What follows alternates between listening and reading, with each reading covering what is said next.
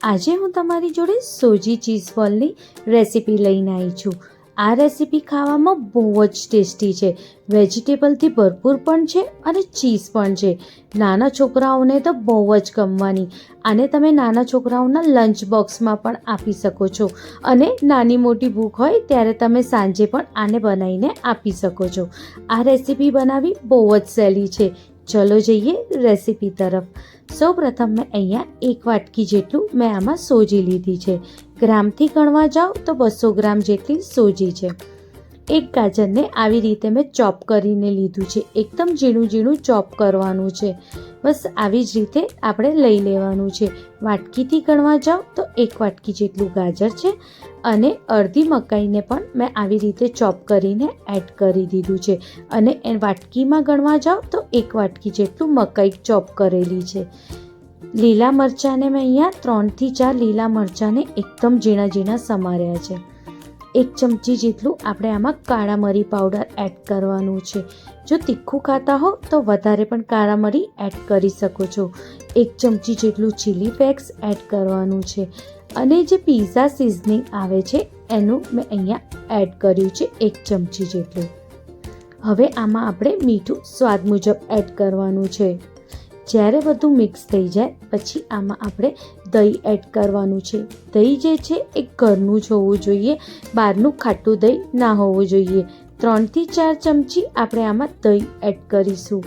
દહીં એડ કર્યા પછી આપણે આમાં ચોખાનો લોટ એડ કરવાનો છે। લગભગ મેં 3 થી 4 ચમચી જેટલું ચોખાનો લોટ એડ કર્યો છે।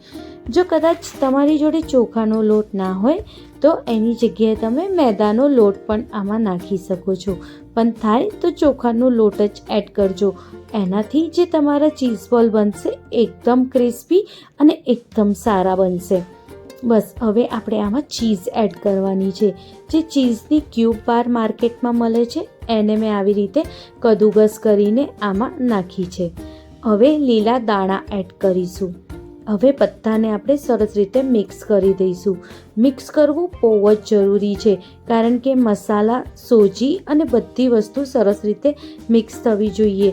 અગર મિક્સ નહીં થાય તો તમારે એક બાજુ મસાલો આવશે, એકમાં આવશે, એકમાં નહીં આવે। એટલે પહેલાં આપણે સરસ રીતે એને મિક્સ કરી દઈશું અને પછી થોડું થોડું પાણી નાખીને આપણે આમાં લોટ બાંધવાનો છે।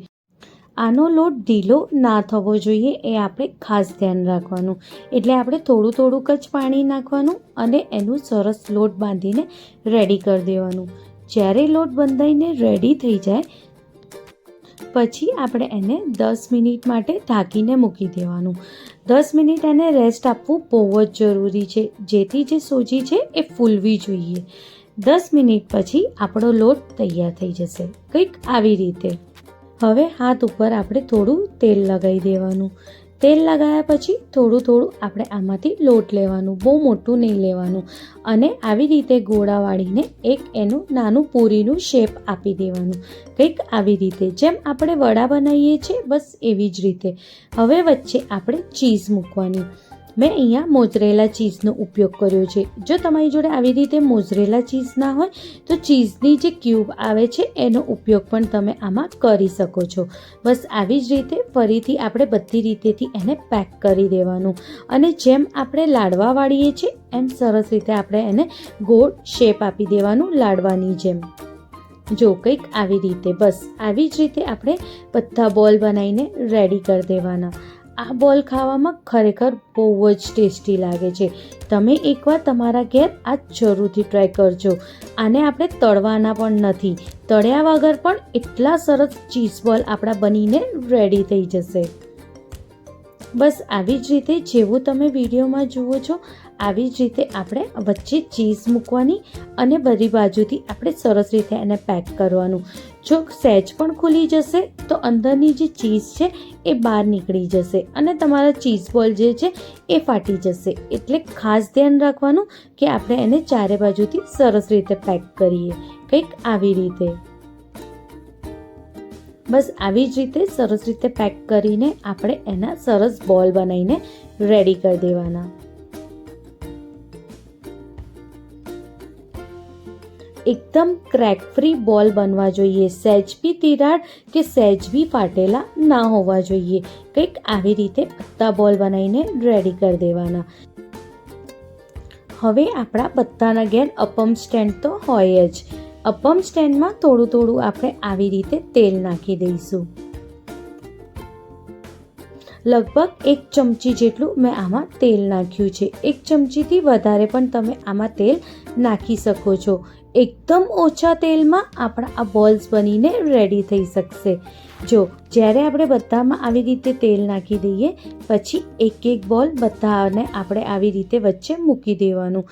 ખાસ ધ્યાન રાખવાનું, તેલ અને જ્યારે ગરમ થઈ જાય પછી જ આવી રીતે આપણે બોલ એમાં મૂકવાનું છે.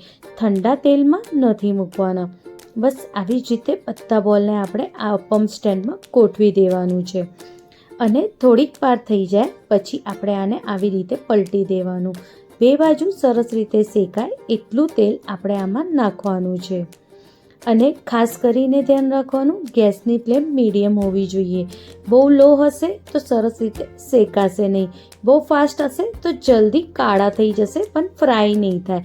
આપણે અંદરથી પણ સરસ રીતે તળાય અને અંદરથી પણ સરસ રીતે થઈ જાય એવી રીતે આપણે એને શેકવાના છે.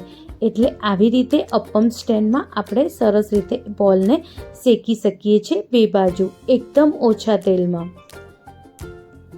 એકવાર આવી રીતે તમે જરૂરથી ટ્રાય કરજો. તળ્યા વગર એકદમ સરસ આપણા સોજીના ચીઝ બોલ બનીને રેડી છે. તમે જોઈ શકો છો કેટલા સરસ ચીઝ બોલ બનીને રેડી થઈ ગયા છે, એ બી એકદમ ઓછા તેલમાં. એકવાર આ ચીઝ બોલને જરૂરથી ઘરે ટ્રાય કરજો. ગમે તો લાઈક, શેર અને કમેન્ટ કરવાનું ના ભૂલતા અને તમારા દોસ્તો સાથે પણ જરૂરથી શેર કરજો. તમે જોઈ શકો છો કેટલા ચીઝથી ભરપૂર ચીઝ બોલ બનીને રેડી છે, એ બી એકદમ ઓછા તેલમાં. મળીએ એક નવી રેસીપી સાથે.